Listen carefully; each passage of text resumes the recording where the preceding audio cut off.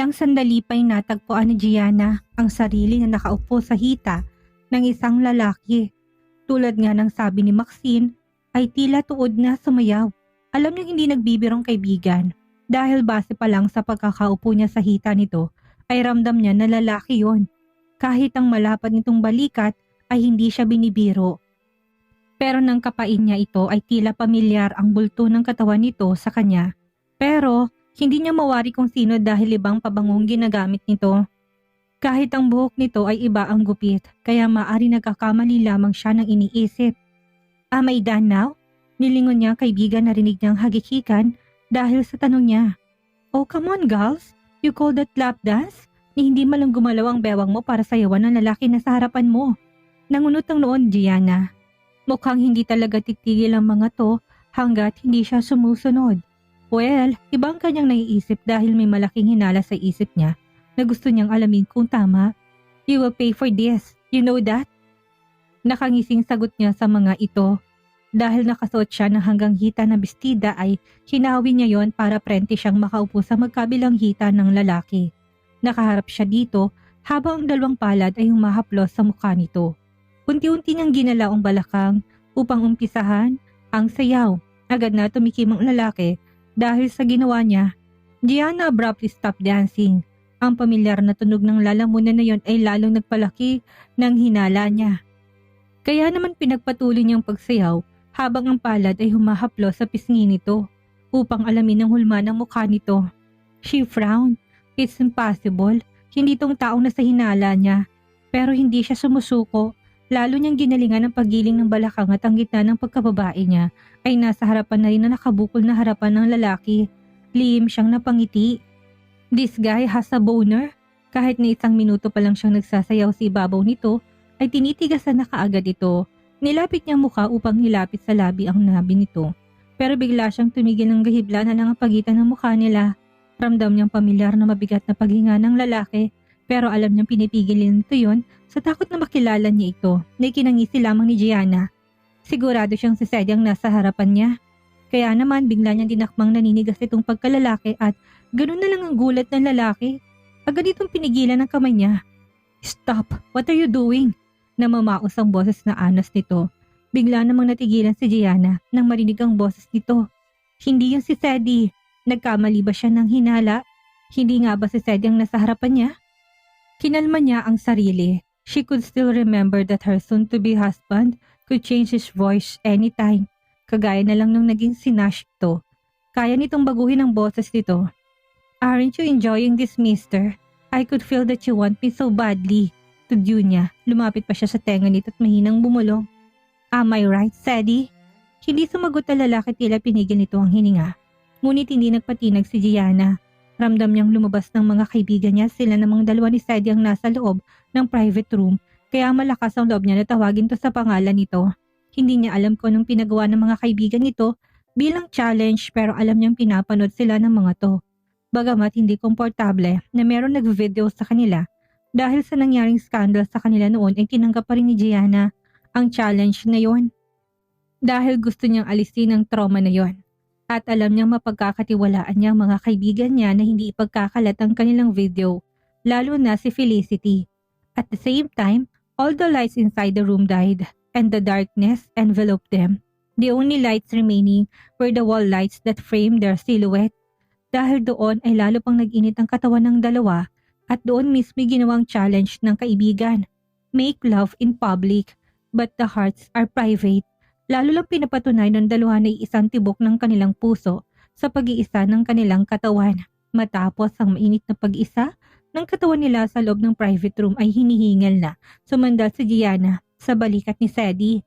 May matamis na ngiti sa kanyang labi habang nakapikit na bumulong sa tenga nito. Sa tingin mo ba, hindi kita makikilala kahit pa may piring ang mata ko? At nakasuot ka ng maskara? Binuguhan niya ng tenga nito at nilarong loob ng tenga. I know you will. Kaya ba malakas ang loob mo na sayawan ako, ha? Mahigpit na niyakap ni Sadie ang kanyang bewang bago dinampian siya ng halik sa leeg. You're hot, dagdag pa nito. Umupo ng tuwid si Gianna, tinitigan sa mga mata si Sadie. I know it's you. Hindi ako maglalakas ng loob na sumayaw sa ibang lalaki. Pinahid niyang hilalaki ng pawis dito sa gilid ng tuwa, saka matamis ng ngiti. Pero hindi ko akalain na konting giling ko pa lang ay nagka-reaksyon ka na. Tudyo niya. Gianna rolled her eyes. Hinayaan niya na akbayan siya ni Sadie habang pinapalabas sila ng private room. It was time to do her pole dancing with Sadie watching in front. Pero may oras kung hanggang kailan kayang pigilan ni Sadie ang pagnanasa nito sa kanya. At dahil natalo na ito sa una nilang challenge, ay may kaparusahan na naghihintay dito mula sa kaibigan nito. Kung ano man yun ay walang idea si Gianna. Sabay silang lumabas ang silid at tumungo sa dance floor, kung saan mga kaibigan nila ang umuuko pa. Dahil sa nagse-celebrate sila ng party nila ngayon ay walang ibang customer silang pinapasok. Nakangising mukha ng mga kaibigan ang sumalubong sa kanila nang makalabas di kinangisi lang ni Gianna. This was all for fun. Memories that she will keep for the last day of being single. Looks like both of you enjoy it. Now for the second round. Felicity Green. Mukhang alam na rin ng mga kalalakihan kung anong gagawin ni Gianna at agad na kinantsawan si Sadie. Sadie, my man. Santel gave Sadie a bottle of beer while grinning. Ang unang gabi niyo ni Gianna dito ang nakataya. Kapag umabot ng 5 minutong hindi ka nagkaroon ng reaksyon habang sumasayaw si Gianna, ay magkakaroon kayo ng unang gabi.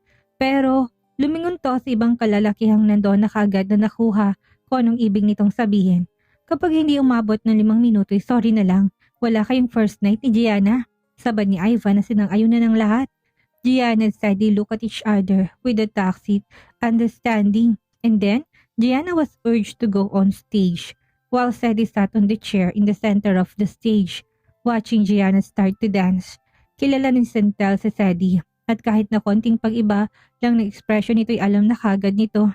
They were all grown up and this kind of thing was normal for them. At hindi naman ganun kaseloso si Sadie. Para pagselosan ng mga kaibigan habang nakatingin kay Gianna na sumasayaw ng pole dancing. Aminado siya na magaling ang fiancé at mukhang matatalo siya sa hamon ng mga kaibigan pero iniisip niya na nakasalalay ang unang gabi nila ni Gianna dito. Ayaw niya na maun siya miyon kaya kahit na mahirap ay pinigil na niyang sariling mag-react.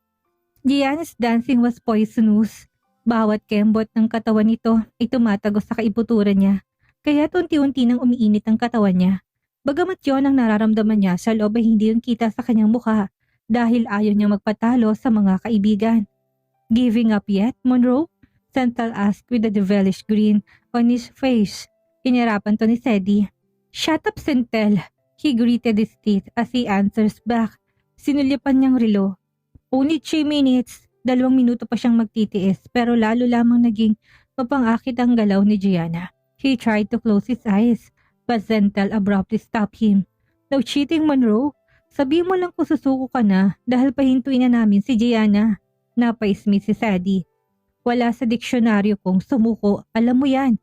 He snarled as he continued watching with squinting eyes. Naging malapot ang pawis niya sa pagpigil na magkaroon ng reaksyon at nang sinabi ni Santel na tapos ng oras ay saka siya bumuga ng malalim na paghinga na tila ba nabuhayan ng loob. Shit you all. Mura niya sa mga to. Humanda kayo dahil kapag kayong ikakasal ay mahihirapan kayo sa akin. Bukod kay Marius ay nagkatawanan ng ibang mga kalalakihan na wala sa bokabularyo namin ang magpakasal. Woman is a pain in the... Mabilis sa sagot ni Kiefer. Isa itong anak ng royalty sa Ireland pero lagi nasa Pilipinas dahil isang Pilipinang ina nito. Matalik tong kaibigan ni Sadie noong nasa college pa lang sila. At magkakilala na rin ito si Marius dahil parehong mga ito na car racer. You will eat your words, Kiefer. I'll tell you that. Mararanasan mong sakit ng pagmamahal na isang babae para masabi mo, worth itong magmahal. Matapos ang pangalawang challenge, ay nagpatuloy sila sa pag-inom. Dahil may dalang damit si Gianna ay nakapagbihis na rin siya ng simpleng shorts at off-shoulder shirt. Naparami rin ang inom niya, kaya bago makalabas ng gis, ay nilalay na siya ni Sadie. Dahil mag-uumaga na rin ay dumiretso na sila sa helipad ng bahay ni Sadie kung saan naghihintay na doon ang pilot at helicopter na magdadala sa kanila sa isla. Ang mga kaibigan niya ay susunod na rin dahil may helicopter din ang ilan sa mga ito. Dahil sa kalasingan at kahit si Sadie nakainom din ay pareho silang nakatulog sa biyahe. Ang hindi nila alam ay nasa maling destinasyon sila, dinala ng pilotong sinasakyang helicopter. Si Sadie ang unang nagising at siya rin ang nakapansin ng ibang lokasyon na pinagdalhan sa kanila ng piloto. Kahit na nakainom ay malinaw pa rin ang pag-iisip ni Sadie Pero ang katabi niya ay tulog pa rin kaya hindi niya ito pwedeng pabayaan. Nanikita mga mata niya at agad na hinugot ang baril sa tagiliran, saka tinutok yun sa likod ng ulo ng piloto. Sabihin mong totoo, saan mo kami dinala?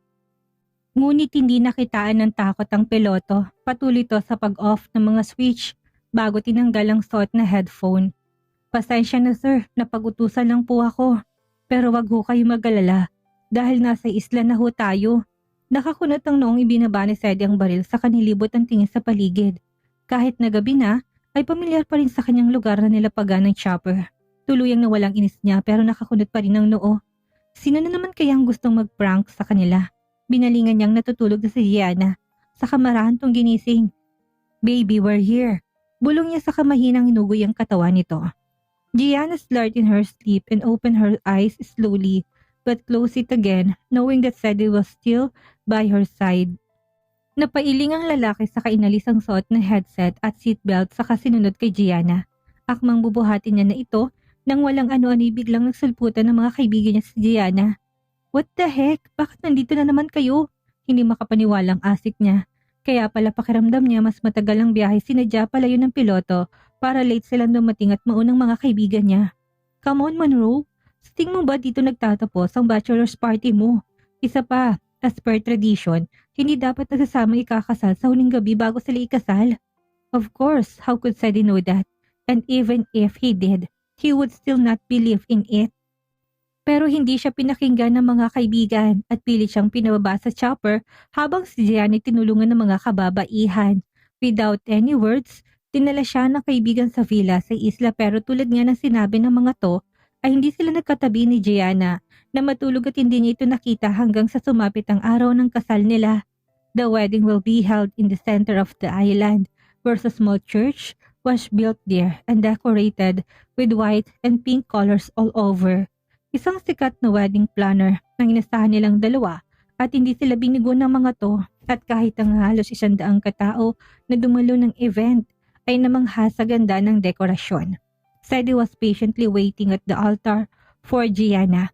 Kitagal ng oras na hindi niya ito nakita at sabik na siyang makita ito. At the entrance of the church, the wedding entourage was lining up and after the wedding coordinator announced the start of the ceremony, they slowly walk in. Kasaling anak niya doon kung saan ito ay ring bearer habang ang pinsan nitong siyang nagdala ng bulaklak. Hindi naka-attend ang kanyang ina kaya ang kanyang lola ang siyang tanging pamilya ni Sadie na dumalo kasamang ilang malayong kamag-anak na kampi sa kanya. Ang best man naman niya ay si Zentel na katabi si Felicity bilang maid of honor. Tumayo sa tabi nilang kaibigan habang dumiretso ng upo si Felicity sa upuan nito. Samantalang dumiretso naman sa kanya si Vier at binigyan siya ng mahigpit na yakap bago tumupo sa upuan nito. It was his bride's turn. Hindi na makapaghintay pa si Sadie. Relax man, she will come. Ani Zentel na mapansing masyado siyang natitense. Inirapan to ni Sadie. I am relaxed. Muling dumakong tingin niya sa pinto ng simbahan habang hindi pa rin mapakali. But why is she taking so long? His words were swallowed when a woman in white walked towards the entrance of the church. Nakasuot to ng belo ay hindi niya kitang mukha nito. Pero kitang-kita niya kung gaano kanining ang magiging asawa niya habang naglalakad pa palapit sa kanya. Habang akay ng mga magulang nito, kumabog na mabilis ang puso ni Sadie. Finally, the moment that he is waiting for. He rubbed his palm roughly while waiting with his heart beating even faster. Habang nakatingin siya sa papalapit na si Gianna, pakiramdam ni Sadie tumigil ang mundo at ang oras ay nakafocus lamang sa kanila. Matapos ang 5 taong paghihintay kay Gianna, ang ilang taong pang-stalk dito, sa wakas kahit na mahabang pinagdaanan nila, ay sisimbahan pa rin ang kanilang tuloy. Sadie is not a sentimental man, but right at the moment, his eyes watered. Mabilis siyang kumisap para pigilan ang pagtulo ng luha. Don't cry, Sadie. It's so OOC. Biro ni Sentel at bahagya pa siyang siniko. Shut up, Sentel. Hindi may kukumparang nararamdaman ko ngayon sa kung anong nararamdaman mo. Pabayaan mo na ako magsenti. Kahit na saglit, pwede. Balik niyang biro dito. Tahimik lang ang boses nila, tanging sila lamang ang nakakarinig pero nang lumapit sa kanila si Gianna at nilahad kay Sadie ang kamay nito ay muli siyang biniro ni Vinson. Ang ama ni Gianna, ingatan na talagaan mong anak ko, Monroe, dahil kapag nalaman ko na sinaktan mo siya, hindi ka na masisikatan ng araw. Imbis na matakot sa pagbabanta ng ama ni Gianna, ngumiti lamang si Sedi sa kaniyakap ito si Calista. Thank you for giving Gianna to me. Hindi ako mangangako dahil ipaparamdam ko sa kanya araw-araw kung gaano ko siya kamahal. Nangakaya niya si Gianna patungo sa harap ng altar ay mahina itong nagsalita. Are you crying, handsome? May biro sa boses sa tanong nito. If it is a sin to cry while watching my bride walking through the aisle towards me, I will gladly to do it. Ramdam ni Sedi ang paghigpit ng hawak ni Gianna sa kamay niya, kaya marahan niya yung pinisil. Nang makarating sila sa harap ng altar, ay kaagad nang nag-umpisa ang pari sa seremonya. When everything was done and it was time to say their vows, Vier walked in front to give the ring and stayed there while his father and mother whispered sweet words to each other. Those sweet and powerful vows made the promise between Gianna and Sedi, the seal that will lock their love forever. Malapit lang ang simbahan sa villa kung saan idinaraos ang reception. Malaki ang bulwagan ng villa at ang dekorasyon doon ay hindi rin pinagsisisihan ni Sedi at Gianna. Dahil nakakulong sila sa kwarto buong araw at huli na rin nang pumunta sila sa isla ay hindi nila nakita kung anong itsura ng reception pero hindi nagkamali si Gianna sa pagpili ng mag-aayos ng reception nila. Kahit na maraming tao na sa loob, hindi pa rin nun maikakailat nakikita pa rin kung gaano kabongga ang dekorasyon na pinagpapasalamat ni Gianna ng malaki sa decorator. Nang makarating na ang lahat ng guest sa reception ay nagsimula ng programa. The newlyweds made their grand entrance, followed by their first dance, where everyone took turns spinning money on them. Hindi nagpaiwan si Vier dahil gusto rin ito na magdikit ng pera sa damit ng kanyang ama't ina at hinayaan naman to ng dalawa. The funny thing is, when their friends started putting money, they actually put the smallest 50 peso bill. Sentel, are you serious? Puna ni Sedi dito habang hawak sa bewang asawa at patuloy na sumasayaw. Ngumisi lang si Sentel na katatapos lang ilagay ang pera sa likod ni Sedi. Pero nang si Gianna naglalagyan ito ng pera ay nagkasalubong ang kilay ni Sedi dahil hawak nito ay tigi 1,000 nakalagay pa sa ice wrapper at sinabit yun sa trahe ni Gianna. Malakas na napatawa si Gianna dahil sa ginawa ng kaibigan ng asawa na ngayon ay kaibigan niya na rin. Seriously? Sedi complained again. Hindi siya makapaniwala sa unfair treatment na ginagawa ng kaibigan sa kanya. Well, do you deserve this much money? Pangasar ni Sentel sa kakinindatan si Gianna bago sila tinalikuran. Sedi rested his head on his wife's shoulder. Damn those assholes. Hinaplo si Gianna ng likuran ng asawa. Hayaan mo na't napagkakatuwaan ka naman nila. Ang totoo'y masaya si Sedi kahit pa pinaglolo ko siya ng mga kaibigan. Alam kasi niya na bukod sa 50 pesos di kinabit ng mga to sa kanya ay may iba pang regalong ibinigay sa kanyang kaibigan. Tulad na lang ni Zental na nagbigay na sa kanya ng paunang regalo. Ito was a full scholarship program for Sedi. Mula sa primary hanggang sa magkolehiyo ito. Hindi lang yon. He even promised to protect his son away from danger kung sakaling may mangyari sa kanilang mag-asawa. Sinabi niya na sa mga kaibigan na huwag magbigay ng extravagant na regalo kaya naman si Zental ay ang anak niya ang niregaluhan nito. Samantalang kay Helios naman ay nagbigay ito ng malaking halaga sa foundation niya bilang regalo sa kanilang mag-asawa. Pero ang ikinabit nitong pera sa likuran ni Sedi 10 piso na nakalagay sa isang maliit na plastic bag. Nakipagtalo si Sedi sa kaibigan pero alam ni Gianna na biruan lamang nila yon. Kahit paabot na hanggang lupa sa dami ng haba ng pera na inilagay kay Gianna habang ang sa kanya iilan lang, masaya siya. Ito na ang pinakamasayang araw ng buhay niya. Hindi mahalaga sa kanya kung magkano perang natatanggap niya. Dahil kaya niya yung kitain, dahil ang mas mahalaga sa kanya ay maikasal sa babaeng nagmahal na mahal niya. Kasunod ni Helios ay ang kapatid ni Gianna na sina Gabriel at Gordon. Umangat ang isang kilay ni Gianna na makitang mga to na may akay-akay na kapareha. Nitong araw lang na dumating sa islang mga kapatid dahil abalang mga to. Lalo na si Gabriel na kaliwat kanan ng mga project at halos hindi na umuwi sa bahay ng kanilang magulang. Congratulations to the both of you. Bati ni Gabriel, he was an easygoing person outside the world of show business. Madali rin itong natanggap si Sedi bago tumalis si tanapik ito sa balikat na lalaki. Pero nang si Gordon ang lumapit sa kanila, ang seryoso at malamig nitong mukhay bahagya ng lumambot pero nang humarap to kay Sedi ay pinagbantaan pa rin ito ang lalaki. Kapag hindi mo inalagaan ng maayos ang kapatid ng pamangkin ko, sisiguraduhin ko sa'yo na hindi mo na siya makikita pa kahit na kailan. Gordon, pinandilata ni Gianna ang kapatid. Alam niyang mahal na mahal siya ng kapatid Pero batid din niya na nahihirapan tong tanggapin si Sedi para maging asawa niya, lalo nang malaman nito ang tungkol sa pagkatao ng isang Sedi Monroe. Inakbayan lang siya nito pero dahil hindi nito magulo ang buhok niya, tulad ng dati nitong ginagawa ay wala itong ginawa kundi ang tapikin siya sa balikat bago umalis. Your brother is always so strict. Biro ni Sedi, matiim siya nitong tinitigan at ang mga kamay na nakahawak sa bewang ay ramdam ni Gianna na humigpit. Ngumiti lamang siya. They have always been protective of me. As the only girl in the family, they treated me like a princess should be. Gianna grinned and stared back at Sedi. Well, kung ganun patutunayan ko sa kanila na kaya rin kitang ituring na prinsesa. No, that is wrong. You will be my only queen, Gianna. Yumuko ito upang sakupin ang labi niya at binigyan siya ng isang mabilis na halik na umani ng pagpalakpakan sa mga tao. Pero hindi yan pinansin ng dalawa.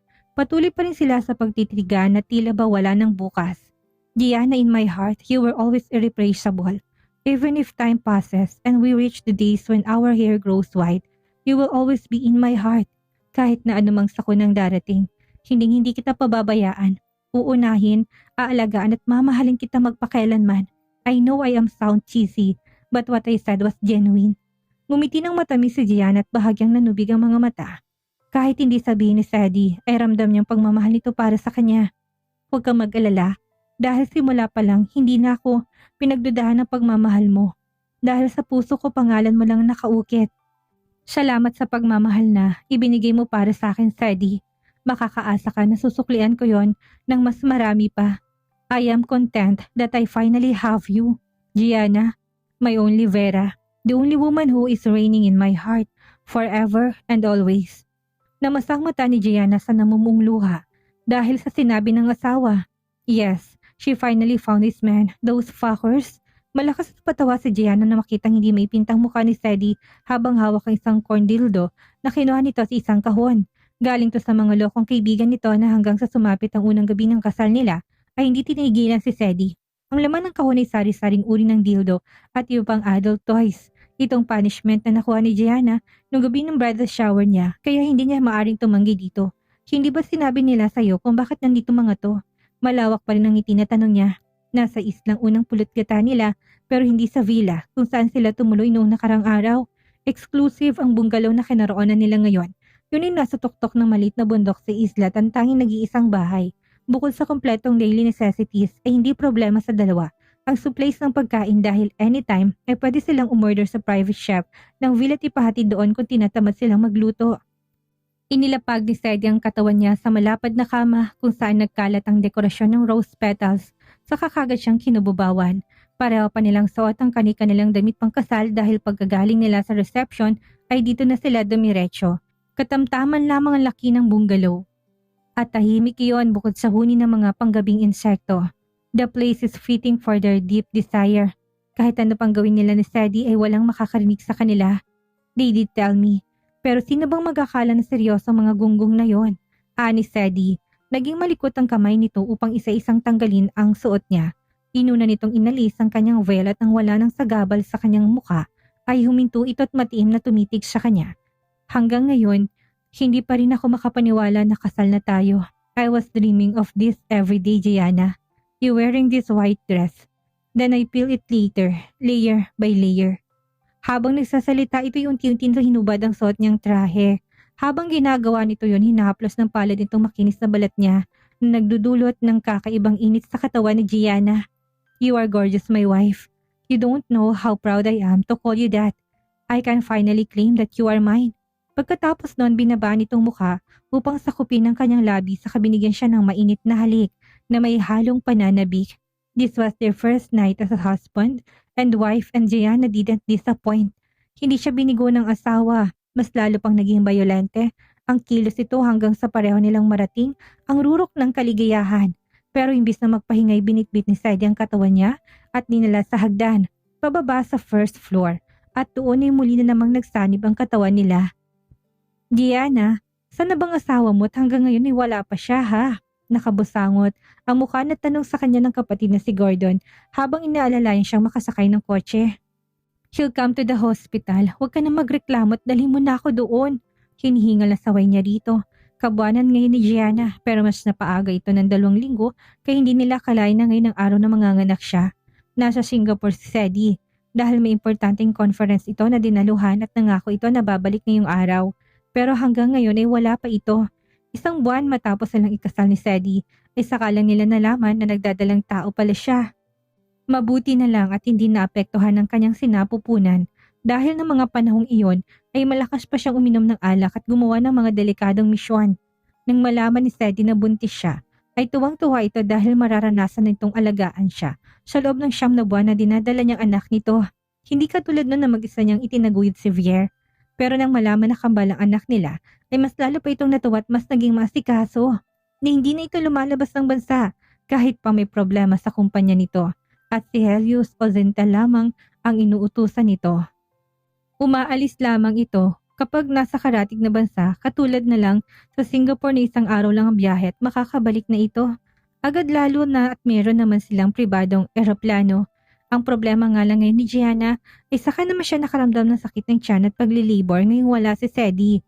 Ilang oras na rin na nakalipas mula nang makaramdam siya ng paghilab pero kagad niya na yung ipinaalam kay Sadie at agad nga itong nagdesisyon na umuwi na kahit hindi pa tapos ang conference nito. Samantala nang malaman ni Gordon na manganganak na siya ay kagad naman itong sumugod sa bahay nila. Kaya ito narito ngayon kasamang kanyang magulang na siyang nagbabantay kay Vier. Ayaw niya na magpadala kagad sa ospital dahil kaya pa naman niya ang paghilab ng tiyan at tinihintay pa niya na dumating si Sadie. Pero ilang oras nang nakalipas at habang lalong tumitindi ang paghilab ng tiyan niya hindi pa rin ito nakakauwi kaya walang choice si Gianna kundi ang magpahatid. Malapit lang ang hospital at 10 minuto lang ang makakarating na kagad sila. Sinalubong naman sila ng nurse at ang kanyang private OB nang makarating sila at kagad siyang pinasakay sa stretcher. Dahil nahirapan na siyang maglakad sa kadinerecho sa delivery room. Iginiit noon na Sadie na sa hospital na siya mamamalagi pag nakaramdam siya na mabilis at madaluhan ng mga medical staff. Pero hindi pumayag si Gianna. Ayaw niyang mamalagi sa hospital kung pwede nga lang nasa bahay siya manganak. Tulad ng ginawa niya kay Vier ay gagawin niya. Ang problema nga lang ay kambalang isilang niya ngayon. Kahit normal delivery yon ay hindi pa rin may iwasang mag-alala ni Sadie na baka may mangyaring masama sa panganganak niya. Kaya nagpumilit ito na magpa-hospital siya kaagad. The hospital service is not bad though. This is a private hospital and she and Sadie were shareholders. So she was treated as a VIP. A moment before the delivery room door closed, it opened suddenly again with a brute force. Nanghihina si Gianna. Sa sobrang sakit ng tiyan niya kaya halos hindi niya maimulat ang mga mata. Pero rinig niyang malakas at iritadong boses ni Gordon na nasa labas ng delivery room. Mabuti naman at dumating ka na. Walang sumagot dito pero maya-may nakaramdam si Gianna na may kamay na marahang pumisil sa kamay niya. Nagmulat siya ng mata at pilit na ngumiti. Nakarating ka na, Anya.